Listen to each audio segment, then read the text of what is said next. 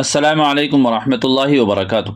उम्मीद है नाज़रीन किराम आप खैरियत से होंगे। मैं हूं मोहम्मद तैयब कासमी और आप देख रहे हैं Tayyab Qasmi official YouTube channel. नाज़रीन किराम, मुर्गी के पंजे खाना कैसा है?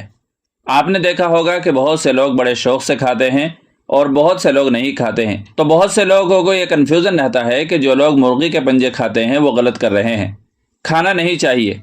आइए इसका शरई मसला जान लेते हैं। शरिया एतबार से इसका क्या हुक्म है, खा सकते हैं या नहीं खा सकते, इसके बारे में आपके सामने दो मुख्तसर फतवे पेश किए जाएंगे। पहला फतवा जामिया उलूम इस्लामी अल्लामा मोहम्मद यूसुफ बिन नूरी टाउन का है। दूसरा फतवा मादर इल्मी दारुल उलूम देवबंद का है।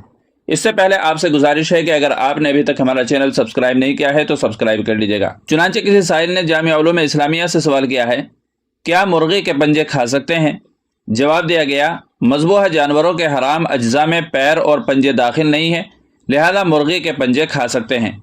अब इसके बाद मादर इल्मी दारुल उलूम देवबंद का फतवा भी मुलाहजा फरमाएं। चुनांचे किसी साइल ने दारुल उलूम देवबंद से सवाल किया है, मुर्गी के पैर खाना जायज़ है, मकरूह है या मुबाह है? तो दारुल उलूम देवबंद की तरफ से जवाब दिया गया, बिस्मिल्लाहिर्रहमानिर्रहीम, मज़बूहा मुर्गी और हलाल जानवरों के जो अज्जाए मुहर्रमा या मकरूहा हैं उनमें पैर दाखिल नहीं है।